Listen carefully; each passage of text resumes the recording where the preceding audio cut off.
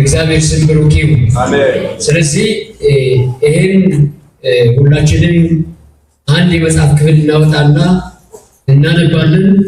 የምናወጣው የመጽሐፍ ክፍል ኢሳይያስ መጽሐፍ 41ኛውን ምዕራፍ እናወጣለን። በጌታ በኢየሱስ ክርስቶስ ስም ከቁጥር 8 ጀምሮ ያለውን ይህን ክፍል አነባለሁ።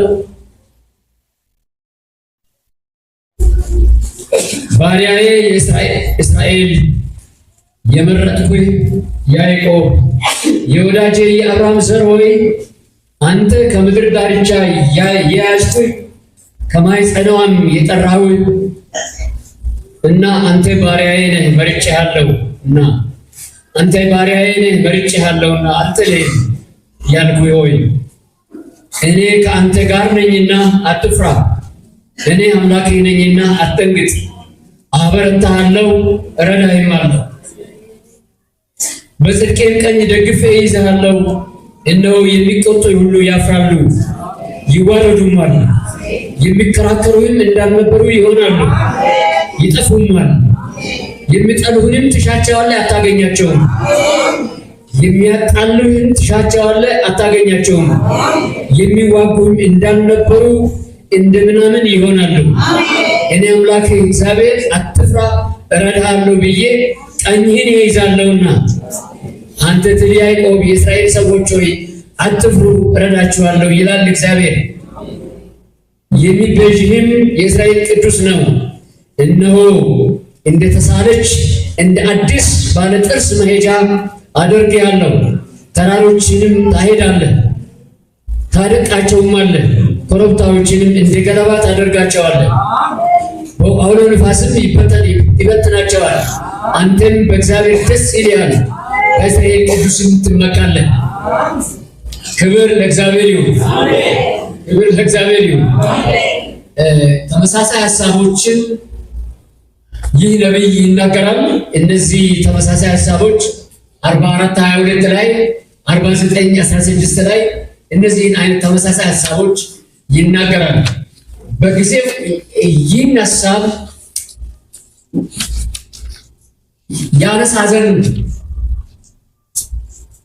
ይህን ሀሳብ እግዚአብሔር ለሱ ሰጥቶ ህዝቡን በእንዲህ አይነት ሁኔታ ያጽናና ዘንድ የጊዜውን ሁኔታ እስቲ አብረን እናይና ምን አይነት ጊዜ ቢሆን ነው እግዚአብሔር እንዲህ የተናገረው? እግዚአብሔር የጊዜ አምላክ ነው። እግዚአብሔር ደግሞ ከጊዜ ውጭ የሆነ አምላክ ነው። እግዚአብሔር በጊዜ አይወሰንም። በጊዜ ለተወሰኑ ሰዎች ግን በጊዜ ይናገራል። ስለዚህ እነዚህን ሀሳቦች ለማንሳት እንደ ርዕስ አድርጌ የወሰድኩት ሀሳብ እግዚአብሔር ያበረታል የሚል ሀሳብ ነው። ጉባኤው ከኔ ጋር እንድል እፈልጋለሁ። እግዚአብሔር ያበረታል። አሜን። እግዚአብሔር ያበረታል። አሜን። እግዚአብሔር ያበረታል።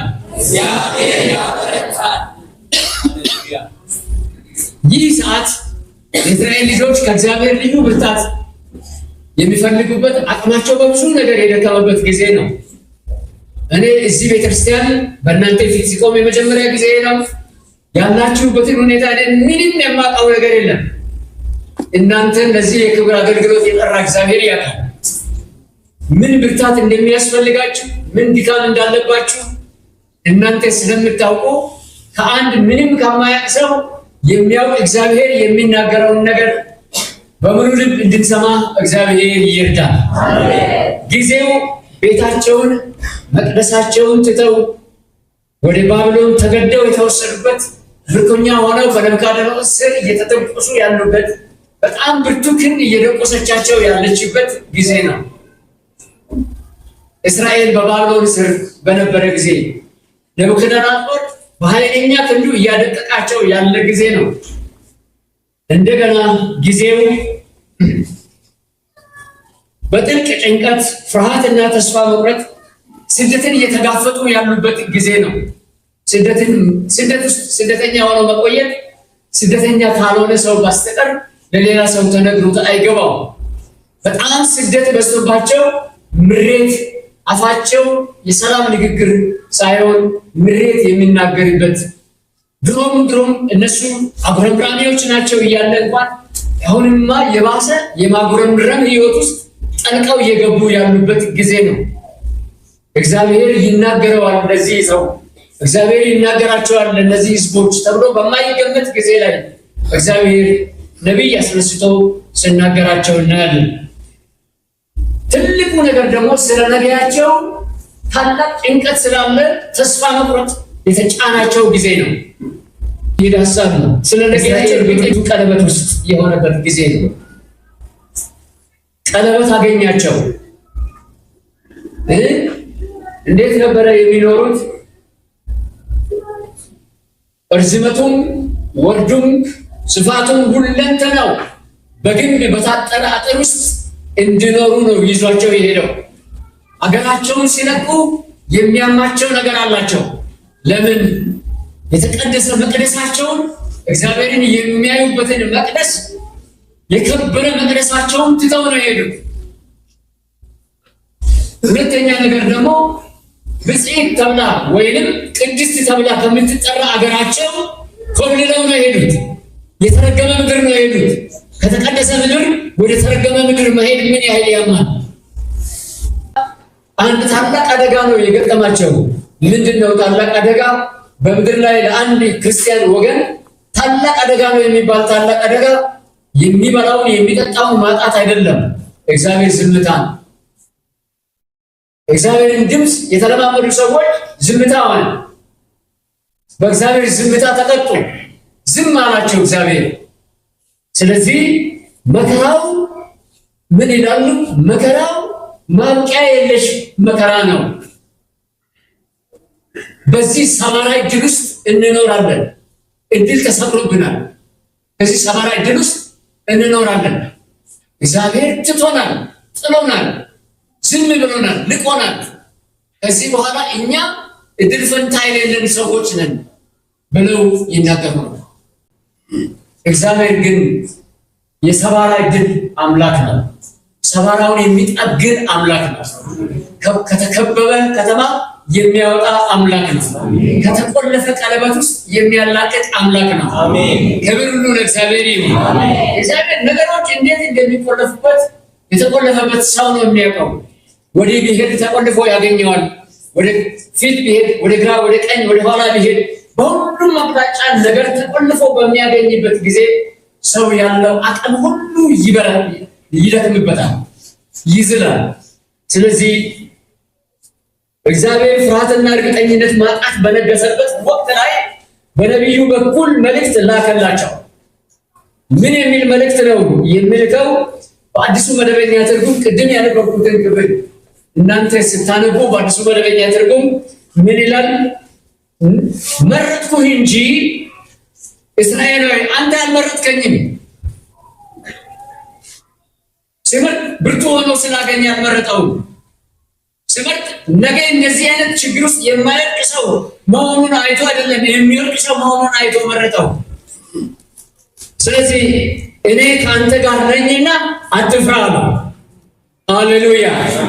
እኔ ከአንተ ጋር ነኝና አትፍራ፣ አምላክህ ነኝና አትደንግጥ። ለምን? ሁኔታው ያስፈራው ነበር።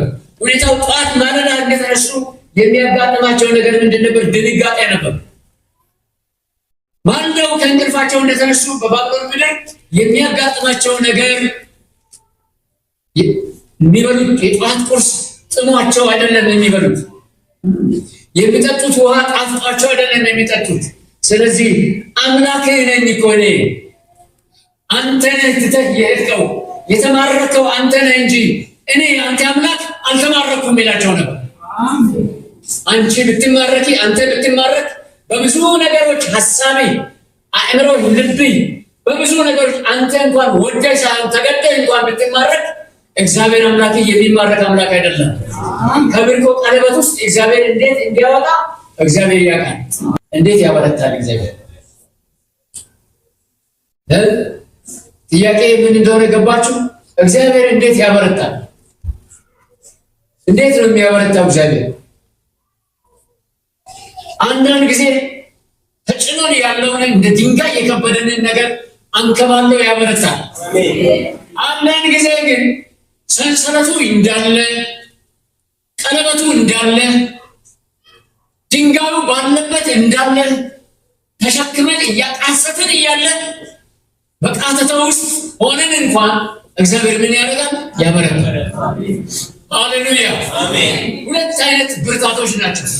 እዚህ አንደኛው አይነት ማበርታት ነው እግዚአብሔር ሲጠቀም የምናየው። ባቢሎን እጅ አሁን አትወጡም፣ ጊዜው ሲደርስ ነው የምትወጡት። ለምን? ቀን ተቀጥሯል። ስንት ዓመት? 70 ዓመት። 70 ዓመት እዛ ውስጥ መቆየት ግዴታ ነው። 70 ዓመት እስከሚያልቅ ድረስ እናንተ ውለዱ፣ ብዙ፣ ተባዙ። ምን እንደውም ድንጋዩ እንደከበደ እኔ ምን አደርግሃለሁ? አበረታሃለሁ። አንተ ለምን ድንጋዩን ታያለህ? ዓይንህን ቀና አድርገህ እኔ ነኝ እንጂ ድንጋዩን አትይ፣ ሰንሰለቱን አትይ። እንዲህ ያለ አስጨናቂ ነገሩን እንድትገባ የኔ ፈቃድ ነው። በዚህ ውስጥ አርም ይዘን፣ አስተካክል ይዘን፣ ኢገራ ይዘን መልካምቱን ቀኖች ነገ ከኔ ጋር መሄድ እንድትችል ትምህርት ትወስድ ዘንድ እዚህ ውስጥ አስገብቼሃለሁና ይህም መከራ ከላይ ላይ ወዲያው አራግፌ ጥዬ አይደለም፣ መከራው እያለ ትጽናናለህ። አሜን ሃሌሉያ አሜን። አንድ ሰው ይኖራል ብዬ ገምታለሁ። ዛሬ ባለው ነገር ከብዶት፣ ዛሬ ባላት ነገር ከብዶባት አንዲት እህት ትኖራለች ብዬ ገምታለሁ። አንድ ወንድም ይኖራል ብዬ ገምታለሁ። ሁኔታውን እግዚአብሔር ለምን አታነሳም የሚል ሰው አይደለም። እግዚአብሔር አንስቶም ይባርካል። ሳያነሳም በሱ ተጽናንተሽ እንድትኖሪ ተጽናንተ እንድትኖር ያደርጋል። ሃሌሉያ ሃሌሉያ። እግዚአብሔር መንገድ ብዙ ነው። አሜን ሃሌሉያ ሃሌሉያ። ጉባኤው እግዚአብሔር መንገድ ብዙ ነው ይበል። ሃሌሉያ እግዚአብሔር መንገዱ ብዙ ነው። ሃሌሉያ ኢየሱስ። እግዚአብሔር መንገዱ ብዙ ነው። እንዴት ከዚህ አስቸጋሪ ሁኔታ እንዴት አድርጎ ያበረታል? ሁኔታው እያለ ያበረታል፣ ሁኔታውን ከልክሎ ያበረታል። ለአንዳንዶቻችሁ ሁኔታውን ነገ አታዩትም። ሁኔታውን ከፊታችሁ እንዴት እንዳነሳው መቼ እንዳነሳው ሳታውቁት አንስቶ ይባርካችኋል፣ ያጽናናችኋል። ለአንዳንዶቻችሁ ግን ሁኔታው እያለ ሌሊት የሚመስል ድቅድቅ ሌሊት የሚመስል ሁኔታ፣ መራራ የሚመስል ምሬቱ እጅግ የበዛ ምሬት ያለው ሁኔታ እዛ ውስጥ እያለን እግዚአብሔር እንደ ቡላድ ድንጋይ ፊታችንን አጠንክሮ ልባችንን ብርቱ አድርጎ ሃሌሉያ ሃሌሉያ።